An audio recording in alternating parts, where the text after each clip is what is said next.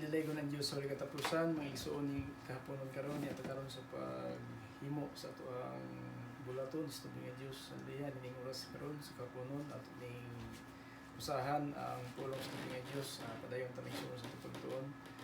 Pinaagi sa grasya sa tubig ng Diyos, mga igsuon. Haleluya, padayon ta ning mga bulaton sa ato nagapaabot sa bulahan ni paglaom sa tubig ng Diyos. O una sa tanan, gipasalamatan ako ang Ginoo nining mga panahon. Haleluya, niya gihatag kanang kanato nabisan kung anaato karon sa mga panahon sa pandemic o bukat ng mapagsulay. Apan ang Dios sa kamayaan nagpadayon ang iyang grasya lang kanato may isuon mo nga bisan ni kahaponon karon niata karon sa pag-live. Tungod kay unyang gabi na tay bulhaton. So akong pasalamatan nga Dios, haleluya, sa imong kamayo. So kumusta ka mo tanan nga nakatan-aw karon nimong live, haleluya. Bisan haleluya sa buong nga panahon, no, minuto ato nang gamiton may isuon, haleluya, aron sa pagpasidong sa tubig ng Dios. Glory to the name of Jesus. Aming sulit ang maglangan tungod kay giapas matang oras may isuon, haleluya, ning alagad Pastor Lito Maka, Founders Apostolic Believers for Christ Incorporation, haleluya, ay magatimbaya ta karon sa matang usa sa pinagi sa grasya sa tubig ng Dios. May isuon ning kapunon akong gipasalamatan, haleluya, ang matang usa karon nga nagatunon nimong live. Ang Diyos magapadayag sa iyang grasya alang kanato, pinaagi siya ang kaluoy. At kining giingon diri, haleluya, sa Roma kapitulo 9 bersikulo 15 at sa 18, no, na ang Diyos, haleluya, maluluyon niya itong pagkaluyan ug iyang pagahion ng kasing-kasing niya itong pagpagahion. So mga isuon mo na atong ipasalamatan ang Diyos tungod siya ang grasya o kaluoy, wala gipagahi atong kasing-kasing. Kay kung gipagahi pa atong kasing-kasing mga isuon, di ta maka-live karon o di ta makahimo karon ng mga bulaton.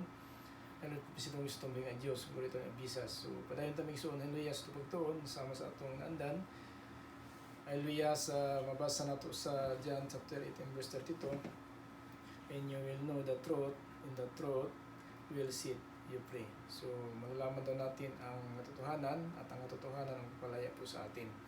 So, mga kapatid, haleluya, pasensya lang po sa sinagol po ating, haleluya, panalita ngayon, Bisaya, Tagalog. Tungod ka naman po yung mga Bisaya, so nagsubaybay nining mga live karon o pinagi siyang grasya o kaluoy, ang Diyos nagapadayag nining mga katapusan ng mga adlaw.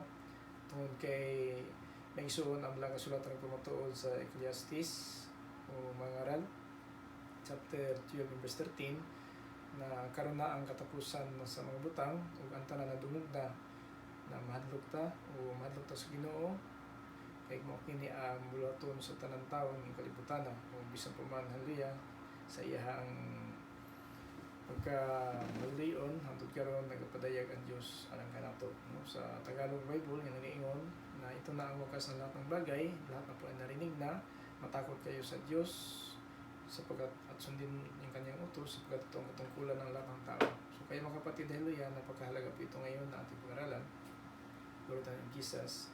Dahil sa pag ng Diyos ay nakamit po natin ang haleluya, ito ang dahilan na napakinggan natin ang kanyang mga salita. So, basa po tayo, haleluya, ready po tayo sa ating papel at ballpen. Basa po tayo sa verse na itong, haleluya, ating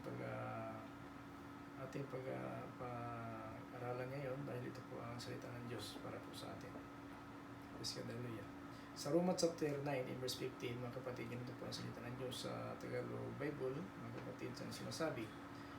Sapagkat ganito ang sabi niya kay Moises, mahabag ako sa nais kong kahabagan at maawa ako sa nais kong kaawaan. So mga kapatid, haleluya, napakahalaga po na malaman po natin itong pagkatinawag po natin sa Panginoon dahil po sa kanyang ng loob ay ito po ngayon, haleluya, ang ating napakinggan ang salita ng Diyos dahil po kinahabagan po tayo. Kaya nakapag-live po tayo mga kapatid ngayon, murito na yung bisas. Kaya napakahalaga po mga kapatid na ating ginagawa ngayon dahil ito po ang salita ng Diyos. Naway buksan po ng Panginoon ang ating bawat puso at isipan upang maunawaan po natin ang salita ng Diyos, no? So manalangin po tayo mga kapatid dahil bawat ibang bukas sa ating mga. Kumalang namin Ama, Panginoon, maraming salamat po sa itong Panginoon binigay po sa amin sa oras na ito, Panginoon. Yung mga salita naman ay aming pag-aralan, sumitan yung alipin. Panginoon, haleluya, sa lahat po, inusuko po namin buwat isa sa aming sarili, Panginoon. Meron pagkakamali kami sa aming pag-iisip, sa aming naramdaman, sa aming panalita, Panginoon. Sa lahat ng aming pagkakamali, patawarin po kami, Panginoon, upang ikarapat dapat kami, Panginoon, sa iyong harapan. Purihin ka mo kailanman, o Panginoon Jesus, na nagpagligtas. Amen. Okay.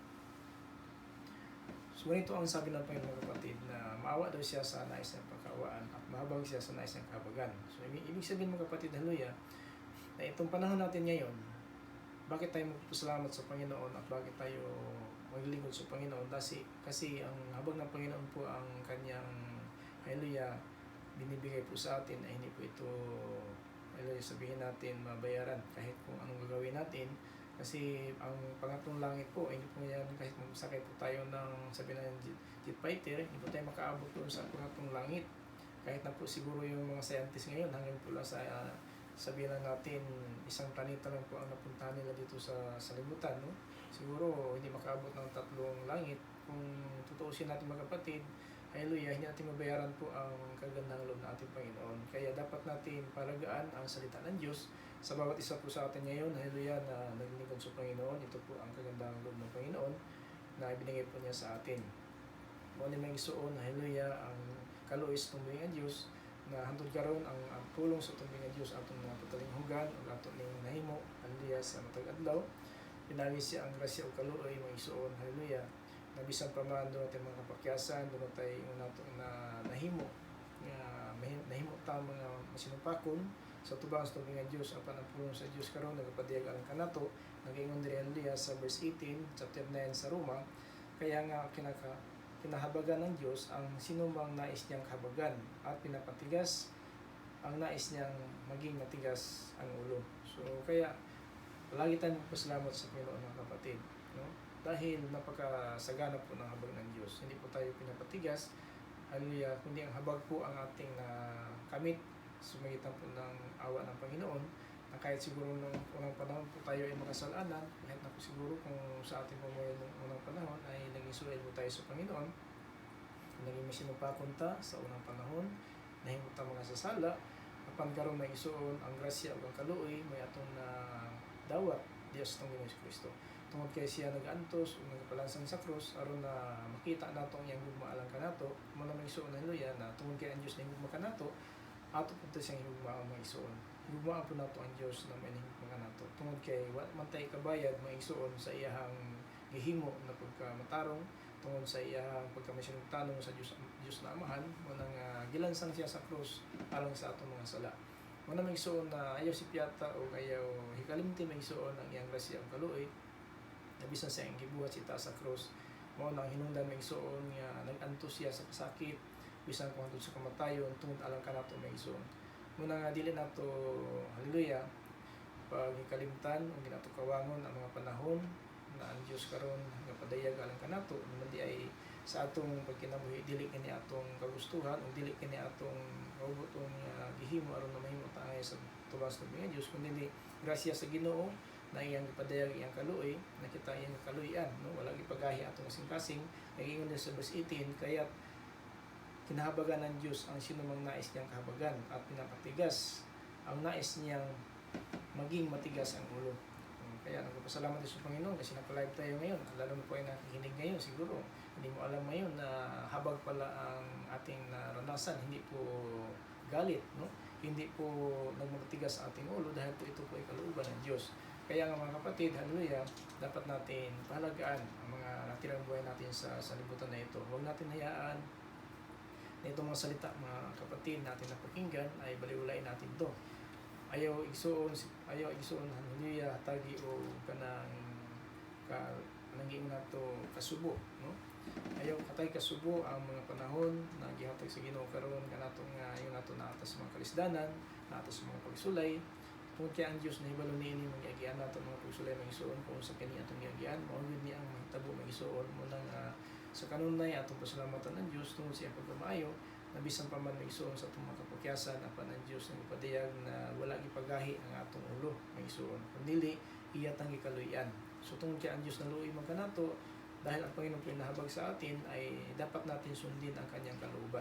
Kasi ito po ang hallelujah kanyang layunin sa lahat ng tao dito sa libutan, na sana ay makakamit tayo ng kaligtasan. Sinasabi po sa 2 Corinthians chapter 6 and verse 2, chapter 6 and verse 2 na sinasabi po dito in 2 Corinthians chapter 6 and verse 2, sapagkat sinasabi niya sa kakulang panahon ay pinahabagan kita, no? So, pinapakinggan kita sa araw ng pagliligtas at sinakuluhan kita. Ngayon na ang kakulang panahon, ito na ang araw ng pagliligtas. So, ito na ngayon ang araw mga kapatid, no?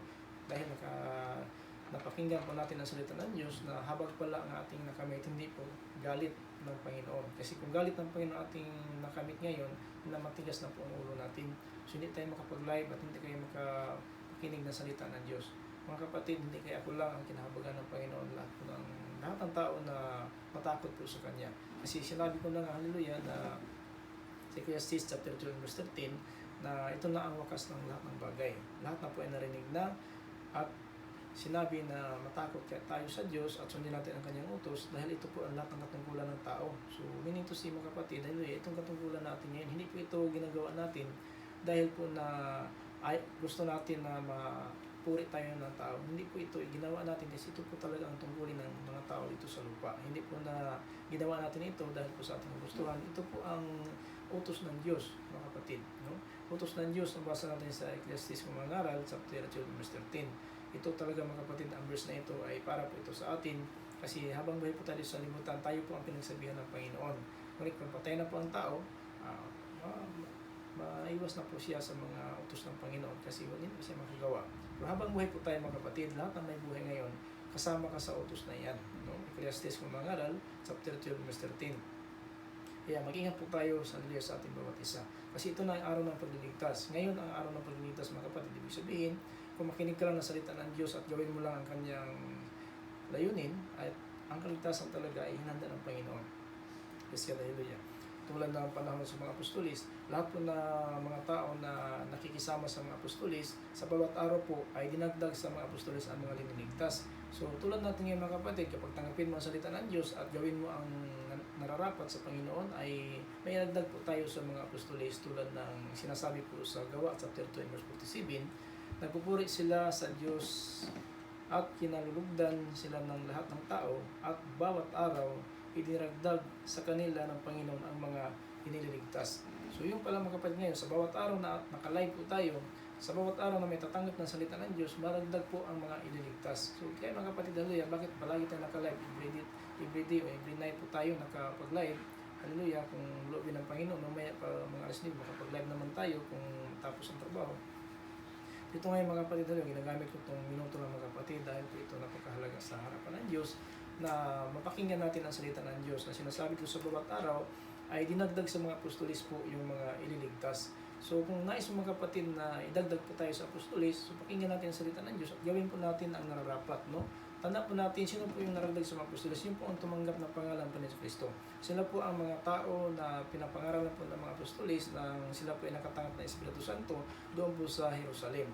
So dapat mga kapatid, hallelujah, na itong salita ng Diyos natin pakinggan. Ibig natin na miragdag tayo sa mga apostolis, tanggapin natin ang salita ng Diyos at manampalataya po tayo na ito talaga ang dapat gawin natin upang may dagdag na po tayo sa apostolis. Ayon po sa sulat po sa Gawa chapter 2 verse 41, kaya ang mga naniniwala na ipinangapangaral nila ay nabautismuhan at nadagdagan ang mga apostolis, ang mga alagad ng may 3,000 katao ng araw na iyon. So ito mga kapatid, hallelujah, bawat araw talaga, biskat hallelujah, bawat araw talaga ay maidagdag talaga ng Panginoon ang mga ililigtas niya sa huling araw.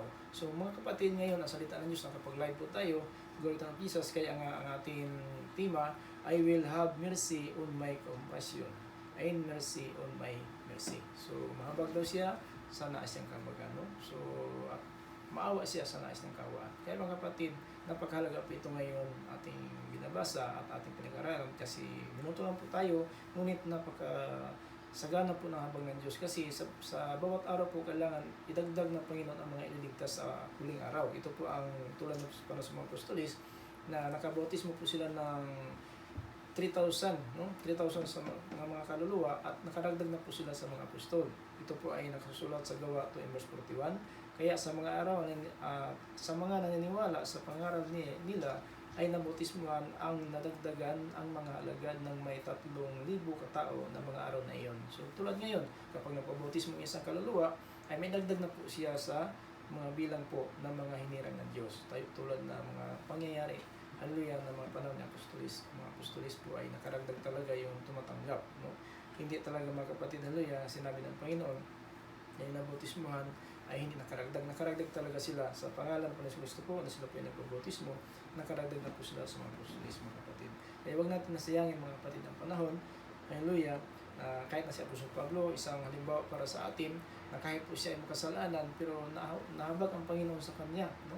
Ang habag ng Panginoon ang natanggap po ni Apostol Pablo, na kahit na po siya tagapag-usig na iglesia.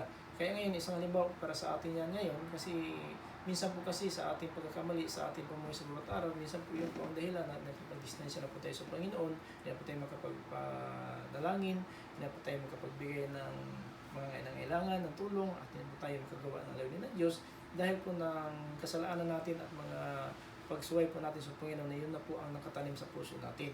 Pero mga kapatid, tandaan po natin na si Apostol Pablo po, kung sino ang makasalanan dito sa limutan, number 1 po si Apostol Pablo. Kaya alam mga kapatid, dahil sa habang ng Diyos ay inaawaan po siya, naging lingkod siya ng Panginoon. Kaya mag-ingat po tayo mga kapatid sa ating panahon ngayon. Huwag natin hayaan na itong napakinggan natin salita ng Diyos ay mabaliwala lang po ito. Praise God, hallelujah. Sa 1 Timothy chapter 1 verse 13, kahit noong unay, napastangan ko inuusik, nilait ko siya, sa kabila nito ay nahabag sa akin ang Diyos. No? Sapagkat hindi ko nalalaman ang aking ginagawa noong ako'y hindi pa sumampalataya. So sabi ng Apostol Pablo, na kahit kung inuusig niya ni pastangan ang iglesia ng Diyos, hallelujah, sa kabila nito'y nahabag sa akin ang Diyos, no? Sabi ni Apostol Pablo, na kahit daw napastangan niya ang pangalan na ito, ang daan na ito po ang tinatawag na daan ng Nazareno, tinatawag ng mga iglesia ng Diyos, ngunit sa kabila ng ginagawa ng Apostol Pablo ay kinakahabagan siya ng Diyos upang makita natin na ang Diyos, hallelujah, hindi talaga nais ng Panginoon na yung mga tao na hinirang niya ay hindi makakamit ng kaligtasan. Tulad sa ating panahon niya mga kapatid, alam mo siguro na hallelujah, na Panginoon talaga ay mahabagin, totoo po yun. Kaya lang, siguro minsan po ang salita ng Diyos ay natin pinagbigyan ng pagkataon, sa trabaho na ng trabaho, pag galing sa trabaho, kain na lang, matulog, wala na pong panahon sa Panginoon. Kaya ganun din na mangyari, wala po tayong makakamit na pagpapala, at lalo na po ang kaligtasan, kung yun na lang ang hangad ng tao, magtatrabaho lang, magkapira lang, magkakamit sa mga bagay, ngunit ang salita ng Diyos po ay binabaliwala lang po. So yun po ang kasalanan na mortal po ng kasalanan. Yun po ang kasalanan na walang kapatawaran, ayon po sa nasusulat sa Mateo 12:32, na walang kapatawaran po yung kasalanan na yan, yung hindi magbigay ng pagkataon sa Panginoon at sa kanyang nakikinig ng salita ng Diyos na hindi po nila ginagawa ang kanilang napakinggan. Kaya nakahalaga ang mga bagay mga kapatid sa oras na ito. Huwag natin hayaan na itong ginagawa natin ngayon ay wala po itong kapalit, no? Kasi ang Panginoon magbibigay po ng gantimpala para sa bawat isa na sila po ay, hallelujah, naging masunurin man o masama, may kapalit talaga yan, hallelujah, sa pagparito ng Panginoon. In Gawa chapter 9 and verse 15, sinabi ng Panginoon kay Ananias, hallelujah, na sinabi ng Ananias, Panginoon, narinig ko ang tao na ito na sama ng kanyang ginagawa ng mga iglesia sa iyong mga tauhan. Sabi ng Panginoon sa verse 15, sa Gawa 9, verse 15, ngunit sinabi sa kanya ng Panginoon, pumunta ka roon sapagkat siya'y pinili ko upang ipakilala ang aking pangalan sa mga hintil, sa mga hari, at sa mga anak ng Israel. So, sinabi ni Ananias, Panginoon, nalalaman ko na yung tao na yan, tagapag-usig na iglesia. Sabi ng Panginoon, pumunta ka lang doon kasi pinili ko siya. So, tulad natin mga kapatid ngayon, kahit kung nakita tayo ng tao na gaano kasama ang ating pamumuhay, siguro gaano katindi ang ating pamumuhay siguro sa harapan ng tao, kaya nga mga tao minsan po iniwasan po tayo dahil sa ating kasamaan. Ngunit, hindi po yan ang basihan na hindi ka nakarapat-dapat sa hallelujah, kaharian ng Panginoon, kundi may pakay ang Panginoon sa ating buhay. Ngayon ang mga kapatid, hallelujah, ang kaligtasan na sinasabi sa 2 Corinthians chapter 6 and verse 2, ngayon na po ang kinalulugdan ng Panginoon at ngayon ang araw ng kaligtasan.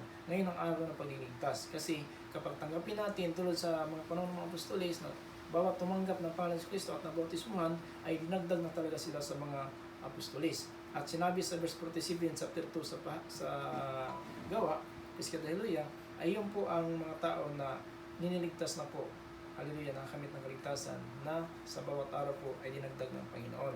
Yes, hallelujah. In sa Gawa chapter 8 in verse 3 up to 4, ganito ang pumuhay ni Apostol Pablo, mga kapatid. Hallelujah, gaano kasama, hallelujah, ang pumuhay ni Apostol Pablo. Samantala, sinisikap ni Saulo, kung Saulo pa, si Apostol Pablo, nawasakin ang iglesia. No? Pinasok niya ang mga bahay-bahay at ang kanyang kinalagkad sa bilanggo, at pinabilanggo ang mga sumampalataya maging lalaki o babae. So, yung panahon ni Apostol Pablo, siya po si Saulo, hindi pa siya naging apostol. Grabe talaga ang ginagawa niya ng Iglesia ng Diyos, no? Pinapahuli talaga niya, dinadakip yung mga tao na nasakop po ng Iglesia ng ating Panginoon Kristo. So, yun po ang kasama ni Apostol Pablo, pero nakita natin na naging apostol siya. Dahil diyan natin makikita ang gaano kalaki ang habag ng Diyos sa tao. Kung tayo talaga ay hinirang ng Diyos mula pa ng simula, sigurado talaga hindi tayo iiwan ng Panginoon. Naalis tayo sa libutan na ito na hindi po tayo makamit ng kaligtasan. Napakalaga po mga kapatid na malaman po natin kahit anong kasama, no? Kahit anong kasalanan na gawa natin. Sinabi po sa Isaiah chapter 1 and verse 18 na ang kasamaan ng tao, hallelujah, kahit kaano kapula, no? Pero paputiin yan ng parang ngibi, no? Ito po ang dugo ng kordero, mabasa sa Payag chapter 7 and verse 14. Sabi ni Apostol Juan sa isang matanda, isang anghel, sino po sila? Sabi ng matanda sa verse 14, sila po ang nakalabang o hallelujah, sabihin natin nananaig sa mga matinding kapighatian at pinaputi nila ang kanilang damit sa dugo ng kordero. Yung pala sinulat sa Isaiah 1:18, ang mapuputi pala noon ng sinabi ni Isaiah, kahit gaano kapula ating kasalanan, paputiin ang dugo pala ng ating Panginoon Kristo. Kaya sinabi ni Apostol Juan, hallelujah, sa Pahayag chapter 7 in verse 14, nagtatanong siya sa anghel, sino po itong mga tao na pakarami doon sa kaharian ng langit? Sabi ng anghel, sila po ang hallelujah, nakalabang po sila sa matinding kapighatian at ang kanilang damit ay pinaputi sa dugo ng kordero. Kaya bakit tayo magpabautismo mga kapatid? Dahil ito po ay before si Apostol Pablo naging apostol, ay nabautismohan siya sa pangalan na ito. In Gawa chapter 8 in verse 4, at ipinangaral ng mga mananampalataya, ipinangaral ng mga mananampalatayang nagwatak-watak sa iba't ibang lugar, ang salita naman nila ay magpunta. So, ibig sabihin mga kapatid, yan ang ginawa ni Apostol Pablo yun, ay nagkawatak-watak po ang mga alagad ng Panginoon. Si Esteban po, hasta kasi Filipi, pumunta doon sa Samaria, kasi nagkahiwalay na po sila ng inusig talaga ni Apostol Pablo ang Iglesia ng Diyos. So, yun po ang nangyari ng mga lingkod ng Panginoon na nangaral po ng pangalan ng Yesu Kristo, no? Pinagpangaral ang mga nanampalatayang nagkawatak-watak sa iba't ibang lugar ang salita, saan man sila pupunta. So, ganun ang ginawa ng mga alagad ng Panginoon. Pero si Apostol Pablo, hindi pa siya naging apostol. Tagapag-usig pa siya dito mga kapatid, tanda po natin. Hindi pa siya apostol dito. Pero sa habag ng Panginoon talaga ay nakamit ang hallelujah, na Apostol Pablo ang habag ng Diyos sa pangitan po ng awa ng Panginoon, at siya po ay naging lingkod ng Panginoon at nabautismo siya ni Ananias, hallelujah, sa Gawa chapter 22 and verse 16, no? Ano sabi ni Ananias? Ano pang hinintay mo? Tumindig ka na, ang pabautismo, hugasan mo ang iyong mga kasalanan sa pangitan ng pangalan ng ating Panginoon Kristo. So yun po ang naging apostol na po si Apostol Pablo, at nangaral na po siya mga kapatid, at hindi tinatanggap ang kanyang pinapangaral, at pinagsabihan niya mga kapatid, hallelujah, ang mga tao, no, na natatakwil po ng salita ng Diyos. Kasi naging apostol na po si Apostol Pablo, nangaral na po siya ng salita ng Diyos. Kasi hallelujah. At ang mga Hudyo hindi naniwala at hindi nanampalataya, at yun ang ginawa ng mga tao, hindi siya pinapakinggan. Kasi hallelujah. Hindi po siya pinapakinggan ng mga tao, ng mga Hudyo. Kasi hallelujah. At sinabi ni Apostol Pablo sa Gawa 13 verse 46, ngunit ang buong tapang sinabi ni Pablo si Bernabe, sa inyo muna ay dapat na ipahayag ang salita ng Diyos, ngunit dahil sa itinatakwil ninyo ito, hinahatulan ninyo ang iyong sarili na kayo'y hindi karapat-dapat sa buhay na walang hanggang.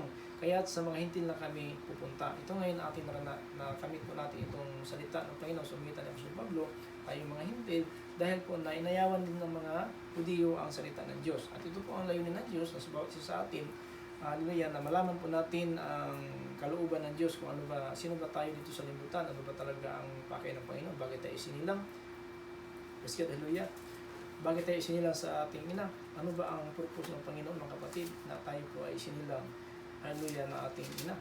Dapat natin malaman mga kapatid na ang ating, hallelujah, ang ating bawat isa ngayon ay binigyan tayo ng Panginoon ng pagkataon upang naman tayo ay makakaalam, no?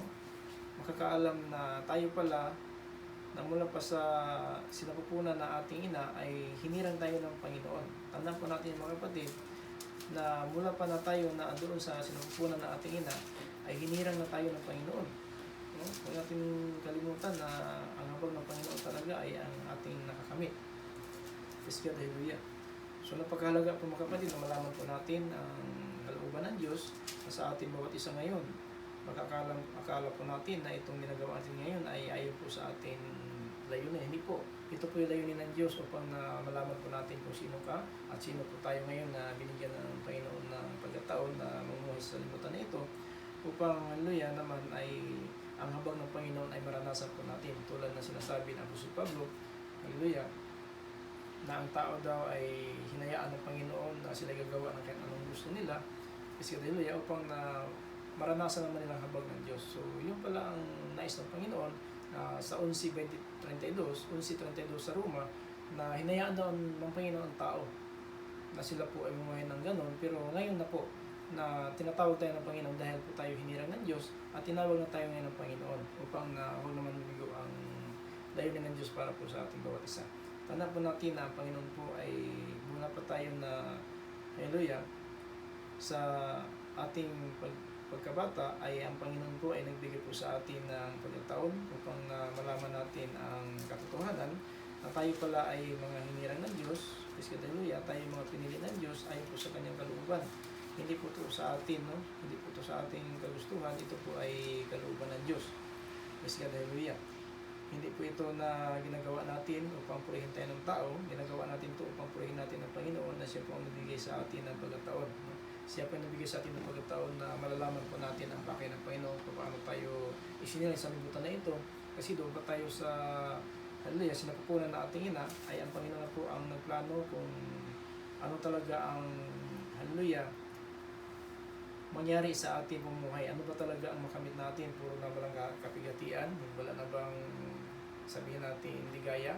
So, puro namang kabigatan, walang gaan na ating mga naramdaman. So, lahat po ng hallelujah, ating dinadaanan, yun po ang nais ng Panginoon. Nakasulat po yan sa Salmo 139 in verse 16 na bago pa tayo sinilang, ay kasama na po natin ang daan na dapat nating lakaran. Hindi na po natin mabawi yun kasi yun po ang layunin ng Diyos. Tulad na ating Diyos Kristo po na siya po yung sinilal sa salibutan na ito upang ipako sa cross. So, hindi talaga nabawi. Kahit nagdasal sa Panginoon Kristo ng 3 beses, hindi nabawi na ang pake ng Panginoon. Siya talaga ay pinaparito upang ipako sa cross. Kaya nang siya na po talaga ay narito na malapit na ipako sa cross, nanalangin po siya ng 3 beses. Tama. Kung nais mo, ihiwas mo na ang kupa na ito upang itong kupa ng pagdurusa. Sana, huwag mo na sana ipahintulot. Pero hindi talaga mangyari ang hallelujah, sinabi ng Panginoon Kristo dahil ang Diyos Ama ay may layunin na bago siya isinilang tulad natin ngayon na isinilay tayo sa libutan na ito ay mayroon na talagang nakasulat sa aklat kung hanggang kailan ang buhay natin o ano ba talaga ang sanhi ng kamatayan natin. Saan ba tayo mamatay? Nakasulat na po yan, hallelujah, sa Salmo 139 verse 16. Kaya ang importante mga kapatid, mag-ingat na po tayo sa pumuhay, makinig tayo ng salita ng Diyos at gawin natin ang ating dapat gawin habang namumuhay po tayo sa libutan na ito kasi napakahalaga po ng buhay na natira po sa atin. Kahit seconds, hallelujah, oras at buwan, taon, napakahalaga po yan mga kapatid dahil mapakinggan po natin ang salita ng Diyos. Hindi pa tayo hallelujah, pinabayaan ng Panginoon. Hindi pa tayo pinabayaan kasi ang Panginoon po walang katapusan ang kanyang pagmamahal. Ngunit ang tao talaga ay minsan po sila po ang naghahanap ng sariling kata ayon po sa Ecclesiastes kasi hallelujah in verse 7 to 29 na nais ng Panginoon na ang tao ay maging matuwid, ngunit ang tao naman ang humanap ng sariling kata. So ibig sabihin, minito si mga kapatid, na nais ng Panginoon ang kaligtasan talaga ang makamit natin. Gawin tayo ng matuwid ng Panginoon, ngunit lang sa ating bawat isa ngayon may humahanap tayo ng sariling kata natin. Ibig sabihin kung anong gusto mong gawin, ginagawa mo yun. So sa araw ng paghatol, walang makaiwas mga kapatid. Sinasabi sa 2 Timothy chapter 2 verse 12, kung tayo magtitiis ng hirap sa mundong ito, maghahari din tayo ang kapiling niya. Kapag itatakwil natin siya, itatakwil rin niya tayo. So, ganun lang mga kapatid. Kapag tanggapin mo salita ng Diyos at itakwil mo man, so darating ang panahon na maghatol ang Panginoon na kung itatakwil mo siya ngayon, itong salita ng Diyos, itatakwil ka rin niya sa araw ng kanyang paghatol. So, kaya mga kapatid, huwag mong itakwil ang salita ng Diyos mga kapatid. Kasi maliwanag po ang salita ng Diyos. Kapag itatakwil natin siya, itatakwil din niya tayo. Paano tayo makapasok sa ng langit? Sabihin natin, malaking pinag-aralan po natin, pastor tayo. ano bang klase na sabihin natin karunungan na natanggap po natin sa libutan na ito.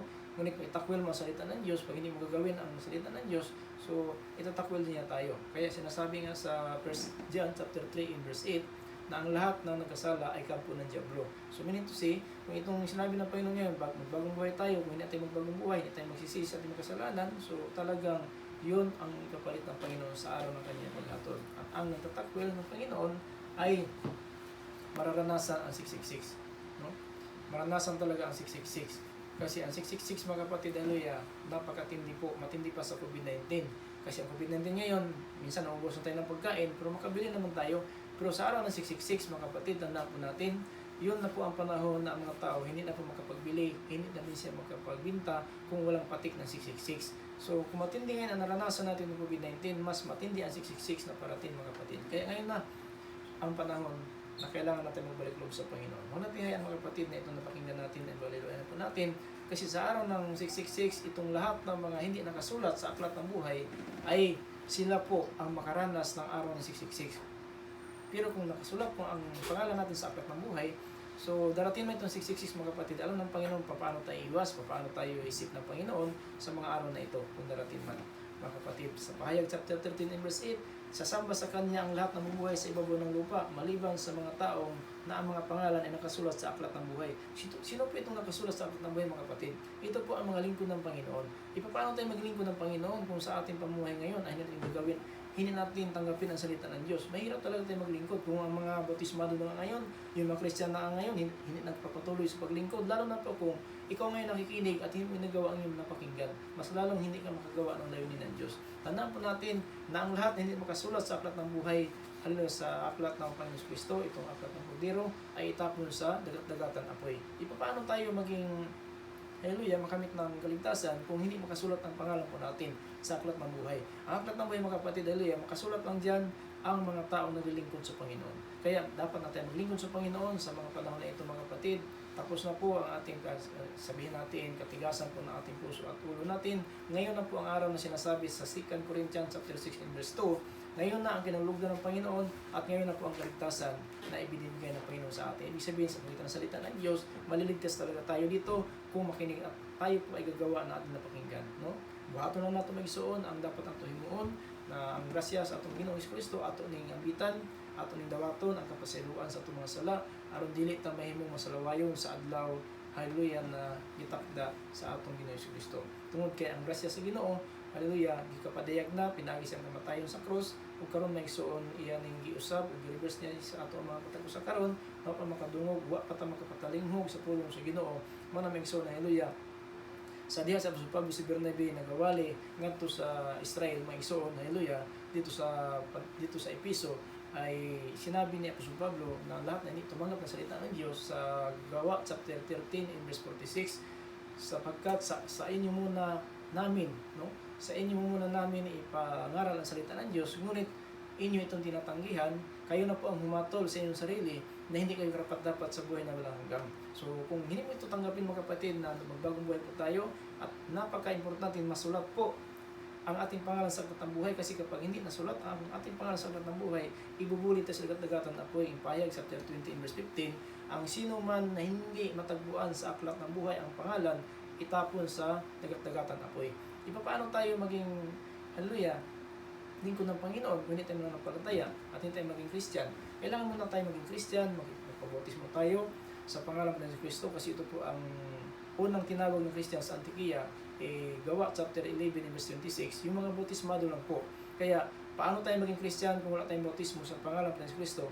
Mayroon born again, yung tawag na porsikat born again, ano ba klaseng reliyon, pero hindi po, ang totoong Christian talaga ay bautismado talaga sa pangalan ng Panginoon Kristo. Yun po ang totoong Christian na sinasabi po sa Acts 11 in verse 26. So dapat natin, haleluya, pag-ingatan natin pumuhay ngayon. Sino ba itong nakasulat sa aklat ng buhay? Ito po sila ang mga kasama ng Apostol Pablo sa paglilingkod sa Panginoon. Sila po ang nakasulat na po ang pangalan sa aklat ng buhay upang maiwasan natin itong 666. Kasi itong 666, pag darating po ito, mga kapatid, napakatindi po na mangyari sa sanlibutan.